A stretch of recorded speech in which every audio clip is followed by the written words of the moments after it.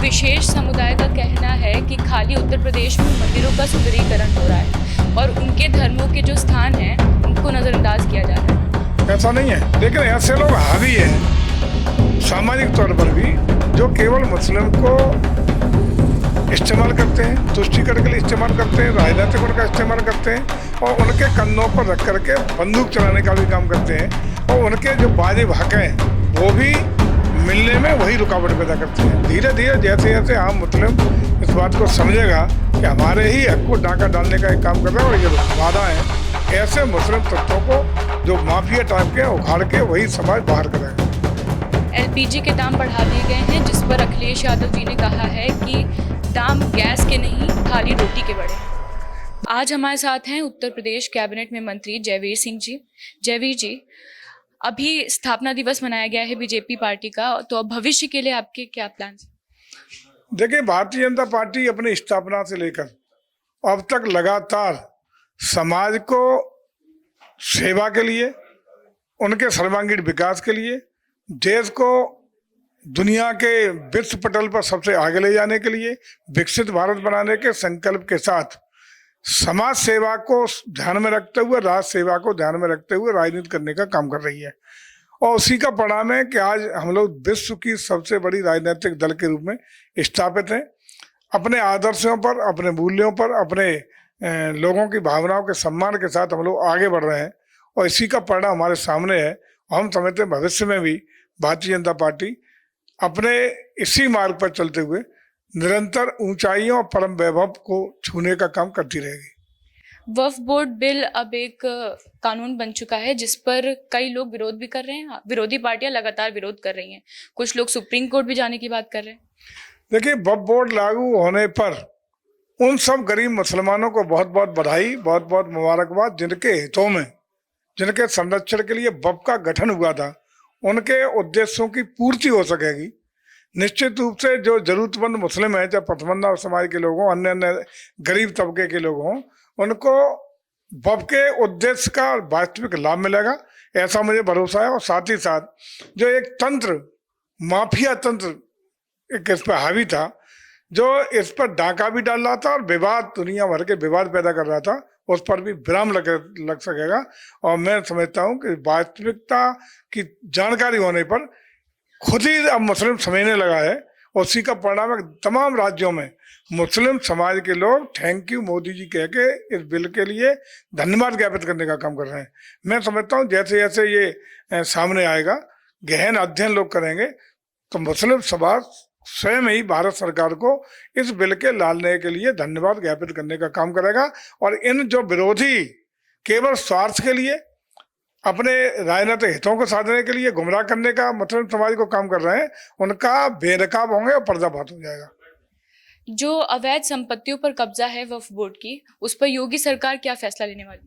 जो भी वास्तविकता है, जो वक्फ की है, वक्फ को रहेगी, कोई छूने का काम नहीं करेगा। लेकिन अवैध तरीके से जितनी दावेदारियां, फर्जी तरीके से जो एक माफिया गर्दी का काम किया जा रहा था, जांच के बाद उच्च निर्णय के साथ जो भी अधिकृत रूप से अब कमेटियां बनेंगी, उन कमेटियों का बाकायदा निर्णय होगा। अधिकृत रूप से जो बिल में व्यवस्था है वो लागू करेंगे और अवैध संपत्तियों को भी हम लोग कल्याणकारी कार्यों में स्थापित, उनका यूज लोक कल्याण के लिए करने का काम करेंगे। हम लोगों ने ग्राउंड पर भी रिपोर्टिंग की है, अभी तक जितने भी मुस्लिम समुदाय के लोग मिले हैं हमको, वो इसका सपोर्ट नहीं कर रहे हैं। करेंगे, क्योंकि मुस्लिम समाज में तमाम ऐसे लोग हैं जिनको इन चीज़ों से लेना देना नहीं रहता, लेकिन ऐसे लोग हावी हैं सामाजिक तौर पर भी, जो केवल मुस्लिम को इस्तेमाल करते हैं, तुष्टिकरण के लिए इस्तेमाल करते हैं, राजनीतिक उनका इस्तेमाल करते हैं और उनके कंधों पर रख करके बंदूक चलाने का भी काम करते हैं और उनके जो वाजिब हक हैं वो भी मिलने में वही रुकावट पैदा करते हैं। धीरे धीरे जैसे जैसे आम मुस्लिम इस बात को समझेगा कि हमारे ही हक को डाका डालने का एक काम कर रहे हैं और ये वादा है, ऐसे मुस्लिम तत्वों को जो माफिया टाइप के उखाड़ के वही समाज बाहर करेगा। एलपीजी के दाम बढ़ा दिए गए हैं, जिस पर अखिलेश यादव जी ने कहा है कि दाम गैस के नहीं थाली रोटी के बढ़े। देखिए, ग्लोबली ये समस्या है, किसी देश से नहीं बनती है। ग्लोबल जो रेट्स होते हैं क्योंकि ज़्यादातर चीज़ें इम्पोर्ट होने का काम होती हैं, उसी आधार पर निर्णय लिया जाता है। लेकिन फिर भी सब्सिडी हमारी सरकार दे रही है और साथ ही साथ इस पर डिपेंडेंसी कम हो। पेट्रोलियम प्रोडक्ट पर, चाहे डीजल हो, पेट्रोल हो, गैस हो, इन पर देश की डिपेंडेंसी कैसे कम हो, इसके लिए भी वैकल्पिक व्यवस्था हमारी सरकार कर रही है।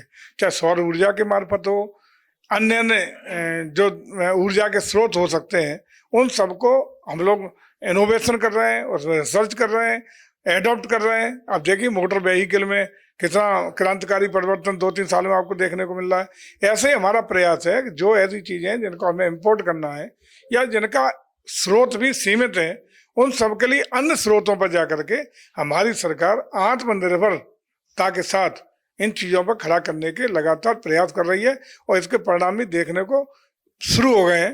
एथेनॉल हो, हम पेट्रोल डीजल में एथेनॉल का इस्तेमाल कर रहे हैं, जिससे किसानों को भी लाभ मिलेगा और ईंधन के रूप में इस्तेमाल होगा।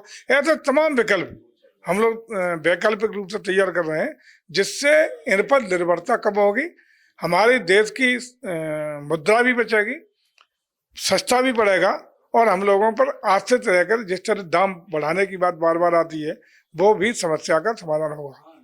कल योगी जी की एक अहम बैठक हुई थी जिसमें कई महत्वपूर्ण फैसले लिए गए। आपके विभाग के लिए क्या क्या फैसले हुए? कल भातखंडा यूनिवर्सिटी जो हम लोगों ने गठित की है, बनाई है, जो कभी डीम्ड यूनिवर्सिटी थी, उससे पहले एक संस्थान था, उसको हमने पूर्णतः यूनिवर्सिटी बनाने का कल उसकी विनियमावली कैबिनेट से मंजूर कराई है। उसके बनने के बाद हम पूरे देश में अपनी कला संगीत का न सिर्फ विस्तार करेंगे, न सिर्फ नई जनरेशन को उसमें पीएचडी डीएलएड के साथ देश और दुनिया को अच्छे कलाकार दे सकेंगे, बल्कि हम पूरे स्टेट में अपनी यूनिवर्सिटी से अन्य संस्थानों को, अन्य यूनिवर्सिटी को, अन्य कॉलेज को अपने साथ संबद्धता दे करके नए नए होनहार प्रतिभाओं को संगीत के क्षेत्र में निकाल करके दे करके पूरे देश और दुनिया में उत्तर प्रदेश का नाम रोशन करने का काम कर सकेंगे। ये कल की कैबिनेट में हम लोगों ने पारित किया है। एक विशेष समुदाय का कहना है कि खाली उत्तर प्रदेश में मंदिरों का सुंदरीकरण हो रहा है और उनके धर्मों के जो स्थान हैं उनको नजरअंदाज किया जा रहा है। ऐसा नहीं है। जहाँ जहाँ इसका एक मानक निर्धारित है, जहाँ पर्यटकों की, श्रद्धालुओं की संख्या अलग, पर्यटकों के क्षेत्र भी अलग है।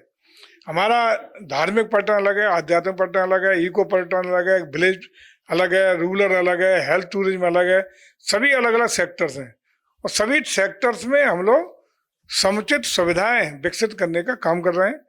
जहाँ जो प्रस्ताव जिला पर्यटन संस्कृति परिषद के माध्यम से आते हैं, उन सब में परीक्षण करके और जो मानकानुसार होते हैं उनको स्वीकृति दे करके डेवलप कराने का काम लगातार कर रहे हैं। और सौभाग्य है उत्तर प्रदेश का कि हम आज 403 उत्तर प्रदेश की सभी विधानसभाओं में पर्यटन विकास के लिए इंफ्रास्ट्रक्चर डेवलपमेंट के कार्य लगातार कर रहे हैं।